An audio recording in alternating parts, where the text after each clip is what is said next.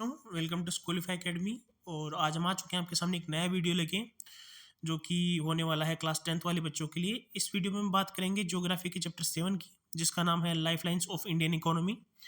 जैसे कि आपने एनसीईआरटी बुक में पढ़ा होगा, ये चैप्टर बेसिकली ट्रांसपोर्टेशन के ऊपर बेस्ड है। तो आइए इस वीडियो की शुरुआत करते हैं। शुरुआत करने से पहले दो छोटी रिक्वेस्ट रहेंगी।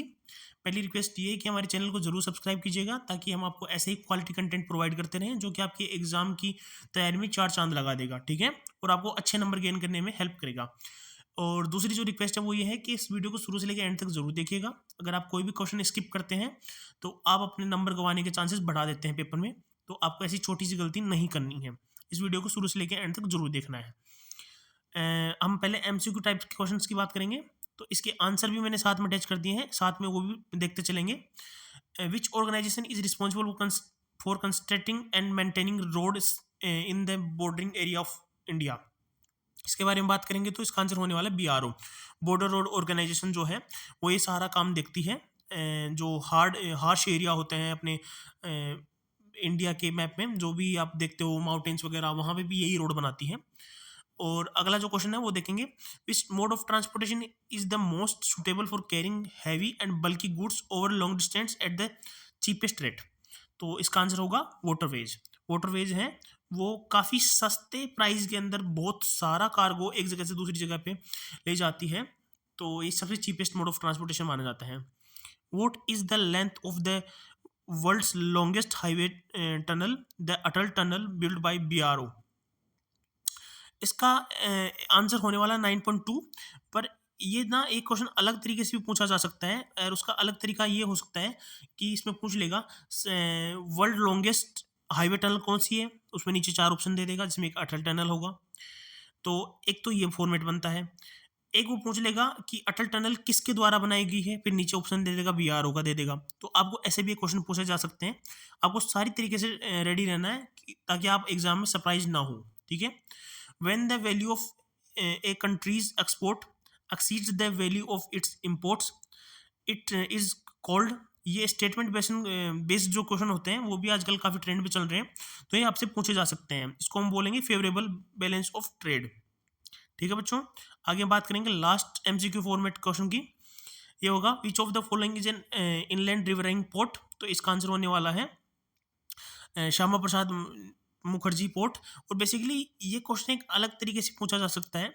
वो पूछ लेगा कि which court is located in Kolkata, फिर उसमें नीचे चार ऑप्शन दे देगा, उसमें एक श्यामा प्रसाद मुखर्जी दे देगा।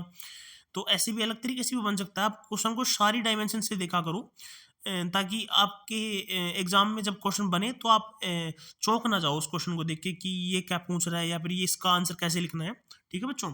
अब हम बात करने वाले हैं 3 नंबर में जो पूछे जाते हैं आपके शॉर्ट आंसर टाइप क्वेश्चन, उनकी बात करेंगे। ये बेसिकली 5 से 7 लाइन में इसका आंसर लिखना होता है।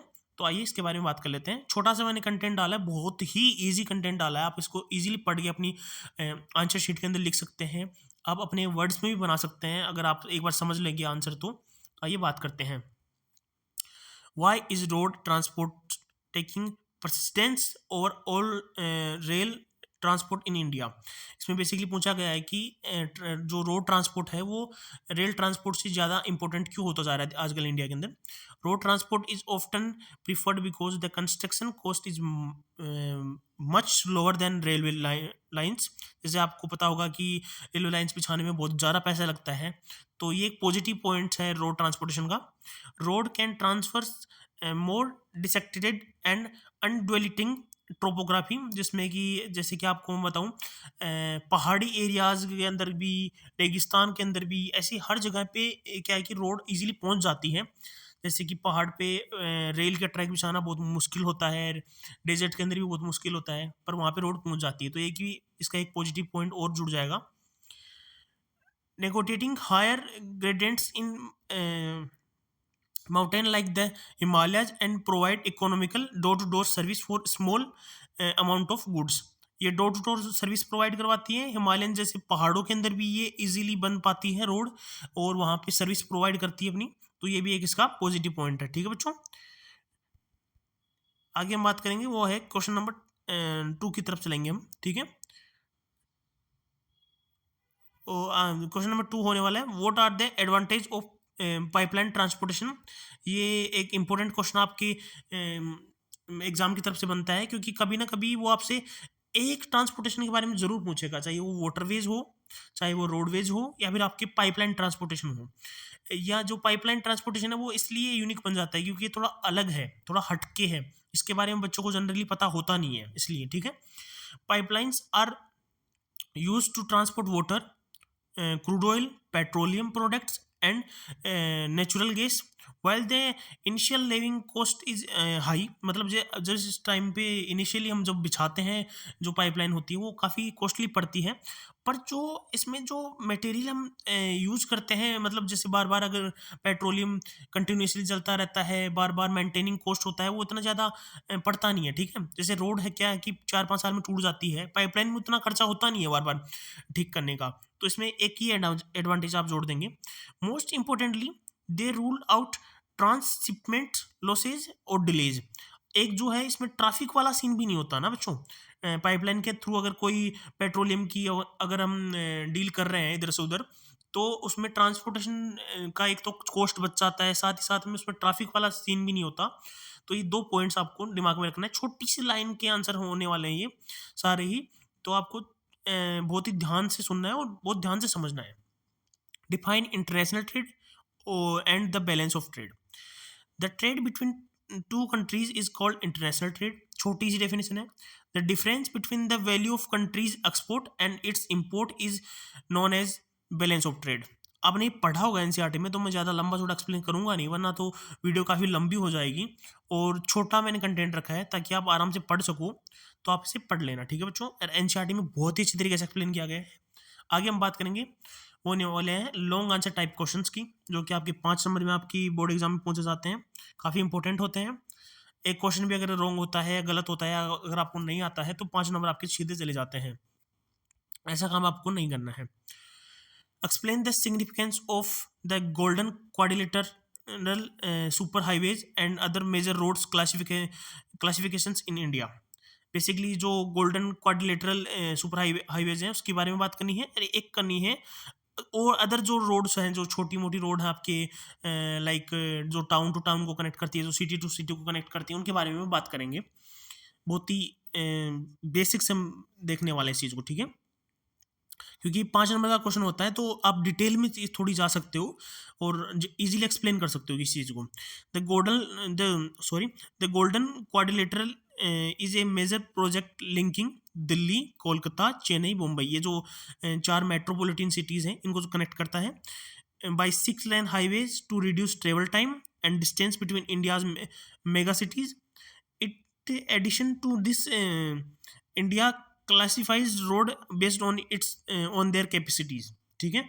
अब जी यहाँ से जो लाइन है वो बताया गया है कि नीचे और जो रोड है जिसे हम क्लासीफाई करते हैं, जैसे नेशनल हाईवे के नाम से हम जानते हैं, साथ ही साथ में हम स्टेट हाईवे के नाम से जानते हैं, डिस्ट्रिक्ट रोड जानते हैं, रूरल रोड जानते हैं, जो आपके गाँव में बनती हैं, इनके बारे में बात कर लेते हैं। National highways link extreme part of India and are primary road systems.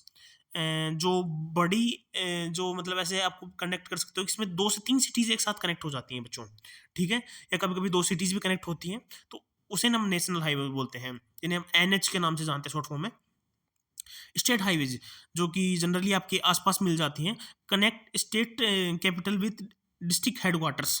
किसी भी डिस्ट्रिक्ट के हेडक्वार्टर को आपके स्टेट की राजधानी से ये जोड़ती हैं, इन्हें बोलते हैं हम स्टेट हाईवेज। आगे हम बात करेंगे district roads, link district headquarters with other place in the district. ये जो बेसिकली डिस्ट्रिक्ट टू डिस्ट्रिक्ट ही ये बनी हुई होती हैं, क्योंकि ये उसी के अंदर ही खत्म हो जाती हैं। फिर ज़्यादा दूर जाना होता है तो फिर स्टेट हाईवे आती है, फिर नेशनल हाईवे आती है, फिर गोल्डन क्वाड्रिलेटरल आई जाती है, ठीक है।